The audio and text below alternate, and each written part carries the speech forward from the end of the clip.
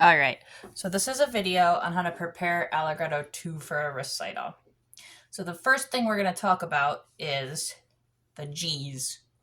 So they go loud, quiet, very loud, quiet, loud, quiet. So it's loud, quiet, very loud, quiet, loud, quiet.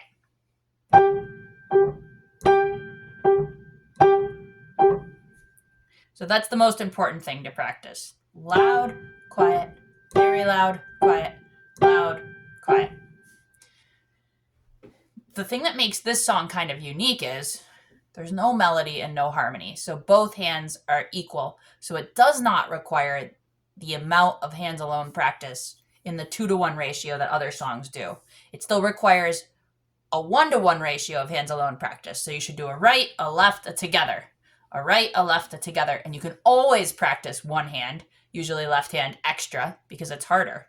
Because the goal of this song is to be able to play it very quickly, but in a good rhythm. So it's okay if you play it really fast, like this speed. As long as you can keep it even. But if you starts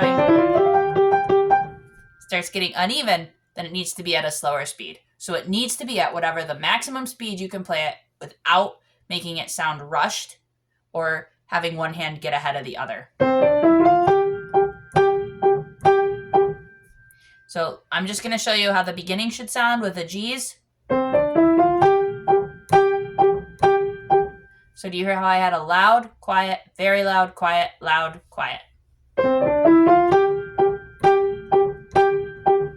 And you should play around with what speed is good for you. So for some people, this is going to be the correct speed.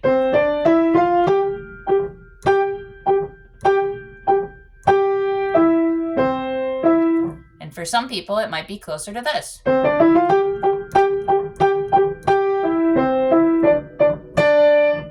But always err on the side of playing too slow versus on the side of having note mistakes. So if yours sounds like this, it's okay.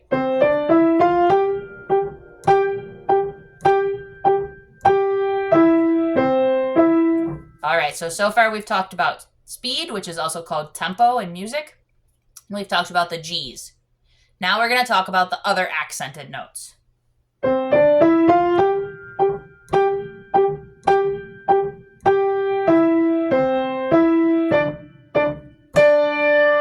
That last D there, that's the next accented note. So it's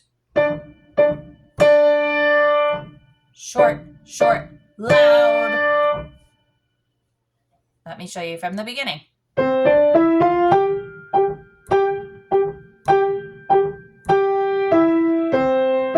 Short, short, loud. So that's the first accented note. Now let's talk about the next line. Important to do the G's properly. Short, short, loud. Let's practice this part. So a lot of people forget and they make it legato here. It is staccato. Short, short, loud. Short, short, loud. Now often we say to not hit the piano. An accent mark is going to be the closest you come to hitting the piano ever. So short, short. On those loud notes, if you sort of hit the piano, it is okay. I had to check it was recording. I've had issues with the camera lately. So I'm going to play the first two lines. So think about the G's and the accents.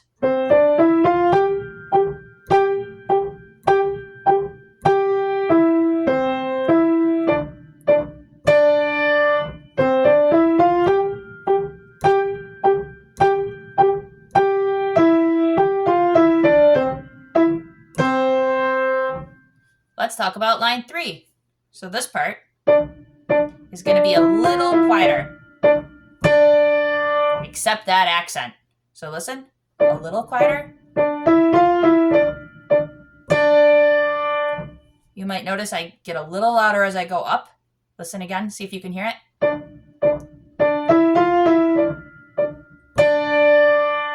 So overall, it's quiet, but I get a little louder as I go up to the F and a little quieter again as I go back to the Ds. Let me show you one more time.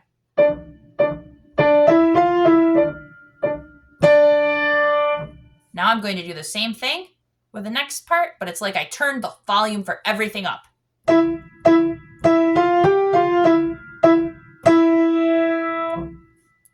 So playing line 3, all of line 3.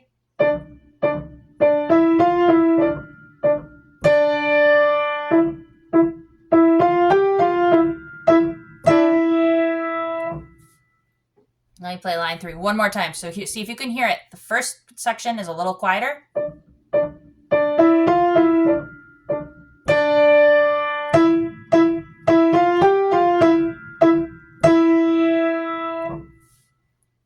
All right, and let's talk about line 4. Line 4 is kind of funny. There is no accent on it. So it's kind of casual. It's kind of like a false ending. Like it's an ending, but it doesn't even really sound like an ending. So let me show you line 4.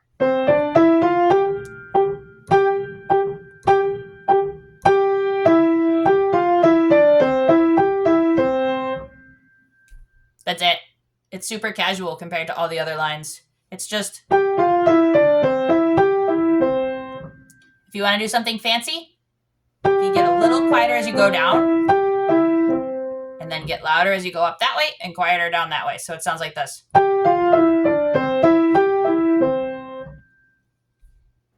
That's it. That's the whole song. I'm going to play that ending one more time. See if you can hear where I'm getting quieter, and then louder again, and then quieter again.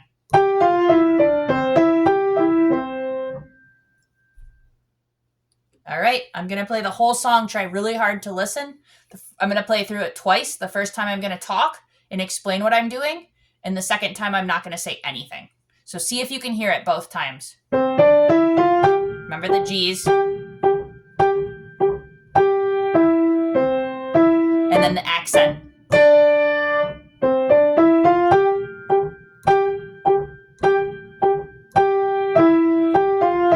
Short, short, loud.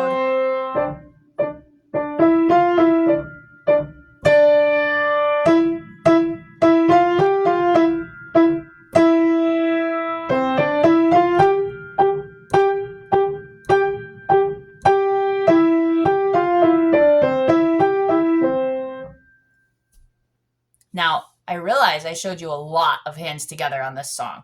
While there doesn't need to be a balance, the reason my hands together sound so in unison is from practicing hundreds of times hands alone. So even though you don't need to follow the 2-to-1 ratio, it's still imperative, really, really important that you practice a right, a left, a together, at least.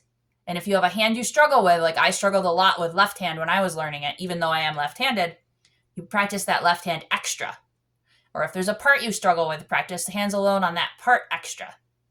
All right, I'm going to demonstrate once more. I'm going to go a little faster, but that does not mean you need to go faster. You need to keep it at a speed you can control.